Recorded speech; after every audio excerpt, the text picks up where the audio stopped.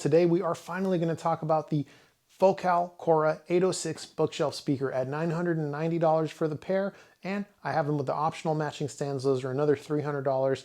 You can see them on my left and on my right, and different colors behind me on the screen. So they do have a magnesium aluminum alloy tweeter and some kind of fancy cone material I'm not too sure about. Feel free to check out those kind of specs on their website if you're into that. I don't want to get into that too much. I only want to talk about the few specs that stuck out to me. One of them, the height. They are somewhat tall, so you might have to use shorter stands than usual, or the matching stands as I have suggested. And the sensitivity. They say it's about 89 dB sensitive. I found these to be very sensitive. I was able to drive these speakers with hardly any power at all using something like the Irilic A50 amp that's only like 30 watts a channel, and they played plenty loud for me. Anyways, let's get into the review. So the top end is going to be on the forward side of neutral. It's going to be on the brighter side. I am sensitive to listening fatigue. However, I did not experience any using either amplifier. You're going to have a ridiculous amount of detail and just a huge sound stage that is just densely packed with tons of information. Now, with that said, if your room has a lot of echoes, if you're going to tow these in towards you, if your associated equipment is on the brighter and more forward side, I could see listening fatigue happening in a situation like that. So they do have to be set up properly to avoid that kind of experience because there is so much information coming your way.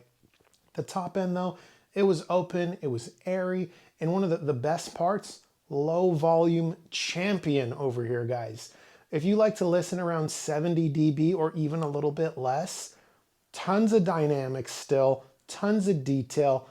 Just, it was so pleasant at lower volumes. This is not a speaker you have to play loud to get that sweet spot, to get that awesome experience.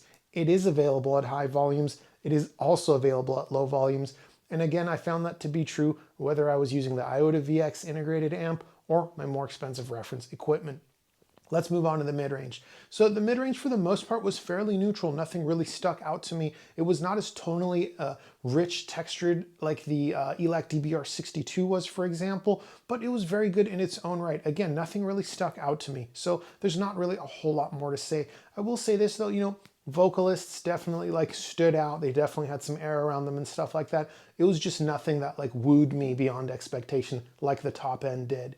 I'll be honest, with this speaker, the top end is really where the magic is with that just ridiculous amount of detail. I mean, guys, I was hearing like detail in my songs that I've heard like thousands of times before that I had never heard before. I haven't had an experience like that in years.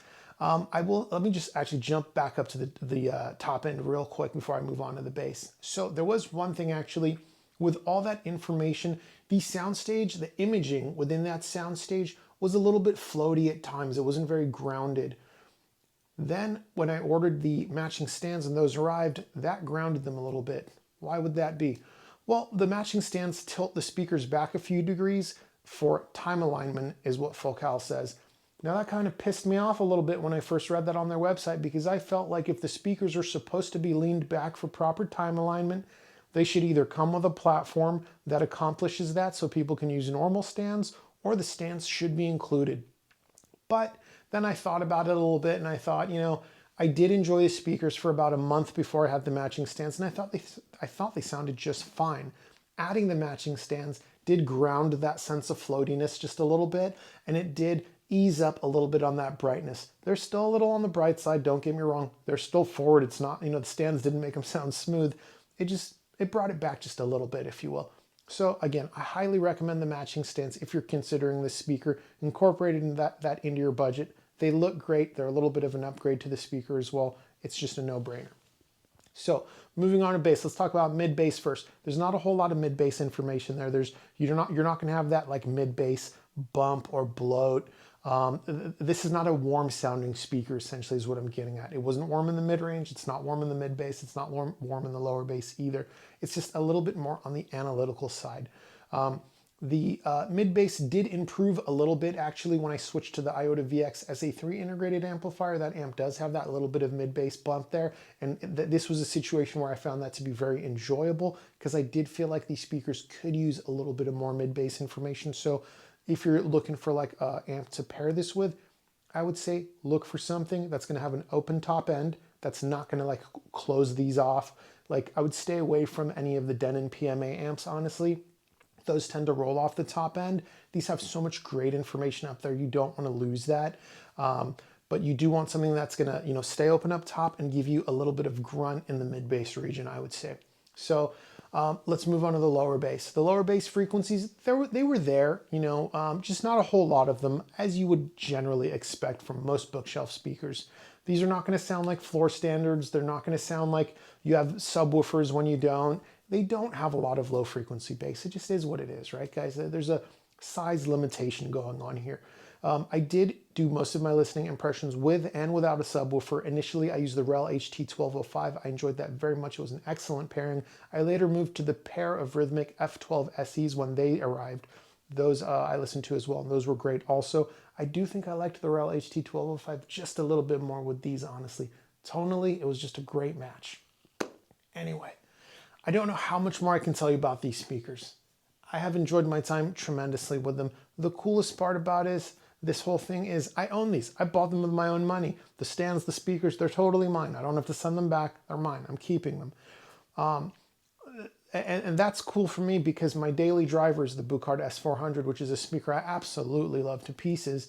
And it's the total opposite of these. The Buchard S400 is super laid back, super smooth sounding. It is still very detailed, honestly, don't get me wrong.